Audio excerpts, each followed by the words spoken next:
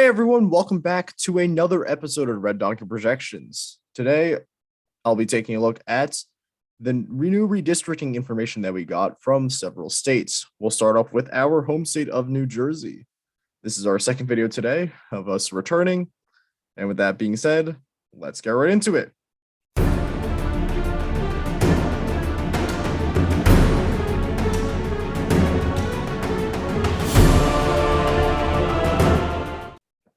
So obviously the first state that I wanted to address was New Jersey because we happen to know a decent amount about this state since we do live here. And we got some interesting new information from the redistricting committee on what they planned on doing for these new maps. So I guess I can go through the old maps first right now. So we're from the 11th district, represented by Mikey Sherrill. This was a long-time Republican-held district until 2018.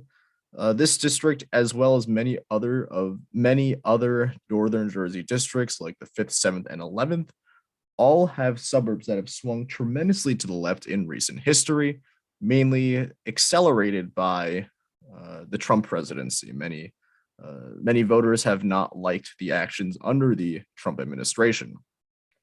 So Mikey Sherrill's district was D+1. Honestly, I don't really like the partisan lean estimates from 530. I think I would say her district is a little bit more than that, considering that she won re-election by a pretty decent margin. I want to say like 7 to 8 points. Josh Gottheimer's district considered competitive. Tom Malinowski's district also considered competitive.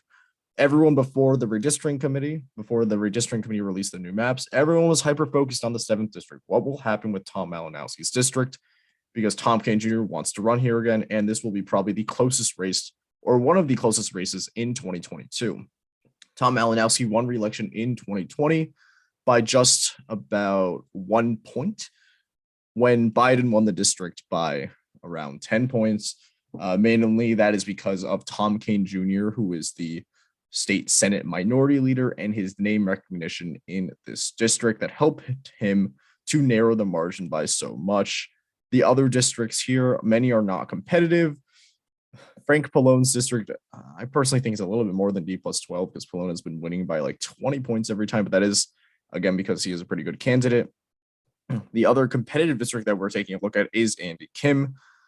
Andy Kim won re-election in 2020, even though Trump won his district by, I believe, 0.2%. Andy Kim won re-election by like 7 or 8 points. Andy Kim's actually a pretty decent candidate to run. He always seems to be able to get a lot of those Southern Jersey voters. Jeff Van Drew was also another interesting district to watch. He, of course, turned parties in. He changed parties in 2020, early 2020, saying that he, didn't really like what the Democrats were doing in Congress. So he became a Republican. He won re-election in 2020.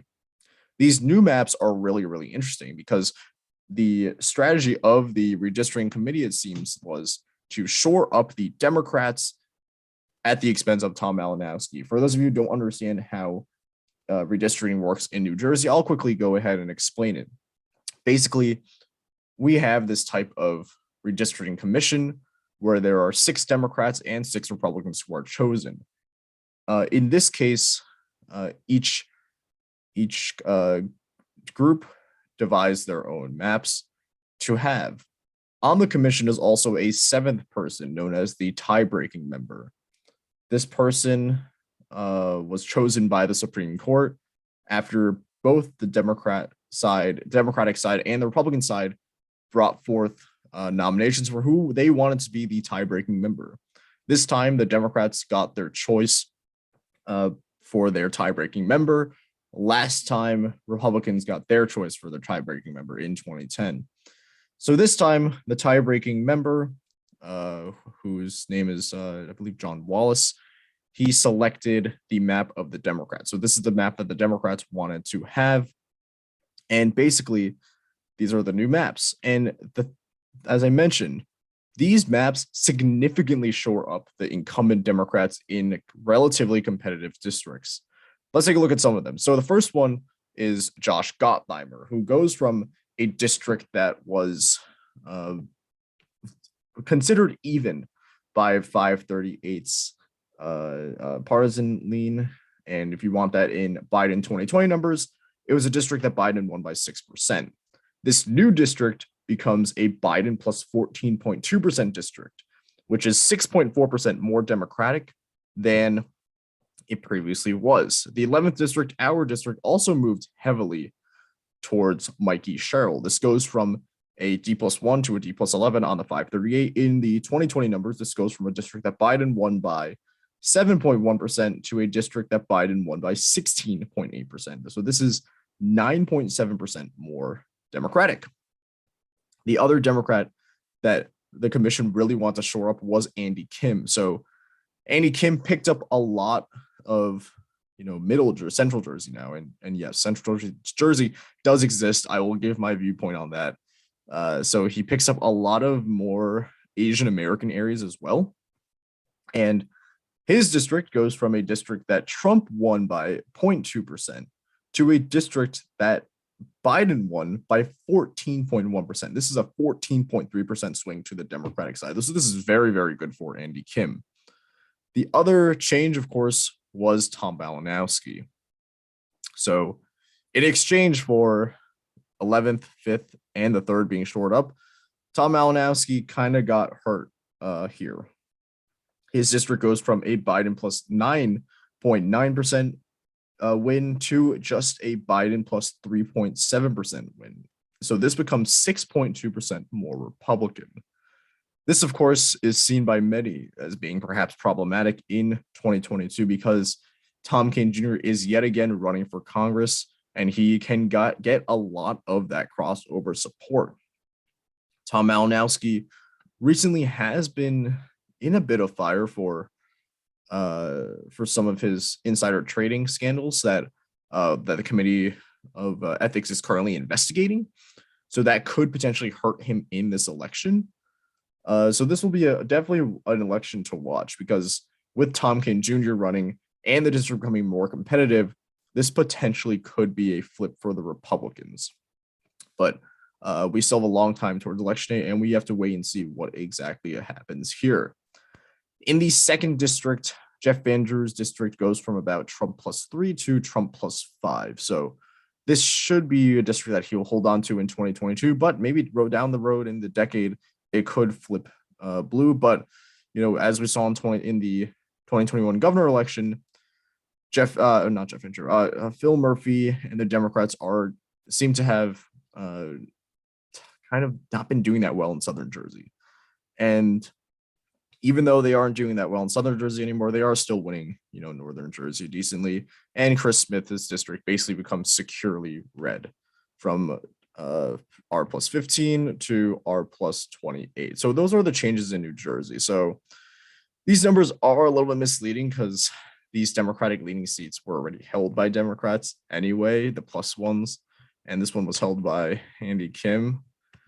So this one, it's good for Democrats in the sense that they are shoring up candidates or the incumbents, but not so great given that they could be losing Tom Malinowski in 2022. However, it does look like Tom Malinowski might not run in 2022. He hasn't declared yet whether he would be running. So if there were to be perhaps a state senator that were to run here, that would make the election really interesting. So obviously we went very much in depth in that. However, in New Jersey, because we do tend to know a lot more about it, but we're still going to briefly take a look at some of the other states that recently finished redistricting. New Mexico 3rd was a very interesting one. This basically tries to cut off Yvette Herrell from winning re-election. Currently, the 2nd district is a very, very deeply red district for R plus 14.